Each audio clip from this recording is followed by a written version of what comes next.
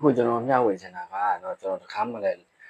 ချင်းပတ်တဲ့နဲ့ပတ်သက်ပြီးတော့မရှင်းပြခဲ့ဘူးပေါ့နော်အဲ့တော့ကျတော့ချင်းပတ်တဲ့နဲ့ပတ်သက်ပြီးတော့ပြရတဲ့အကြောင်းရင်းနှစ်ချက်ကိုပြောပြမယ်နော်အဓိကဖြစ်လိဖြစ်တာရှိရဲ့အကြောင်းရင်းတွေပေါ့ဒီဗီဒီယိုမှာကျွန်တော်ပြောပြပေးမယ်နော်အခုချင်းပတ်တာကိုကျွန်တော်ဒီမှာခလုတ်ဖွင့်ထားပြီးတော့နှိပ်ကြည့်ရဒီမှာဆိုရင်ဒီမှာမင်းတို့ပုံနော်ကျွန်တော်ဒါဆန်းနဲ့ဆိုလို့ရှိရင်ဒီလိုကြောက်လက်လေးနဲ့ဆန်းလက်နဲ့တွေပါတော့မဆန်းနဲ့ချင်းလေးလိုက်ရှာပြီးတော့ရိုက်ရှာမှုဒီလိုလေးဆန်းကြည့်နော်အဲ့မှာဆိုရင်မလာဘူးနော်ဒါတော့ကျွန်တော်လက်ကြည့်မယ်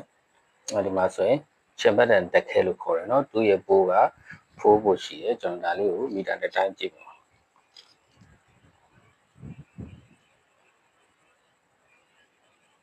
1.2 ဖို့ပဲရှိတယ်နော်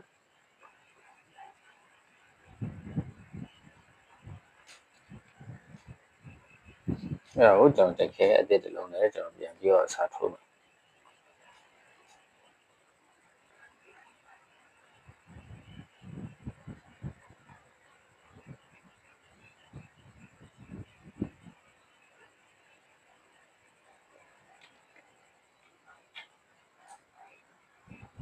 ယ်ဒီခဲလေးရတေချာလုပ်ပြီးလို့ရနော်ဒါကျွန်တော်တို့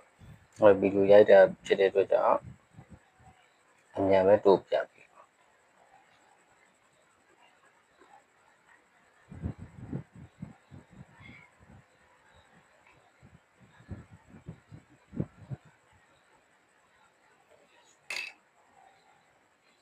ရှာနော်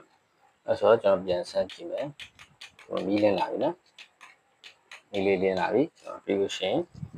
ဒီချင်းတက်လိုက်မလိုက်ကျွန်တော်ဆန်းကြည့်မယ်မှန်နော်အဓိကတက်ခဲခုကအားမရှိတော့ဘူးဒါမျိုး forward တက်ခဲလေးတွေကဈေးကွက်ထဲမှာ4000လောက်ရှိပါတယ်နော်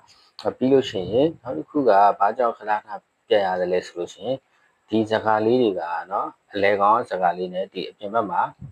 စကားအကျဉ်းတစ်ခုရှိအလဲကောင်ကစကားစိတ်ဘေးမှာကစကားအကျဉ်းအဲ့ဒါလေးတွေကတစ်ခုနဲ့တစ်ခုအလဲကောင်စကားနဲ့အပြန်စကားနဲ့ထိနေမယ်ဆိုလို့ရှိရင်ကျွန်တော်တို့ချင်ဘက်တိုင်ကပြတ်ပါတယ်နော်ပြတ်လို့ရှိရင်ဘာလဲရလဲဆိုတာကိုကျွန်တော်နောက်ထပ်ဗီဒီယိုလေးတင်ပြခဲ့လို့ရှိရင်ထပ်ပြီးတော့မျှဝေပြပါမယ်အဲ့ဒါကတော့ကျွန်တော်တို့မိတ်ဆွေတို့ဒီနဲ့ like လို့မလွယ်ပါဘူးเนาะဒီပြတ်တဲ့ဟာလေးကိုလဲဖို့ဆိုတာကခဲကောက်တွေပါလေးလို့မယ်အဲ့ဒါကြောင့် like လို့မလွယ်ပါဘူးเนาะဒီ battery လေးလဲတာတော့like လို့ရှာနိုင်ပါတယ်ကျေးဇူးပါဗျ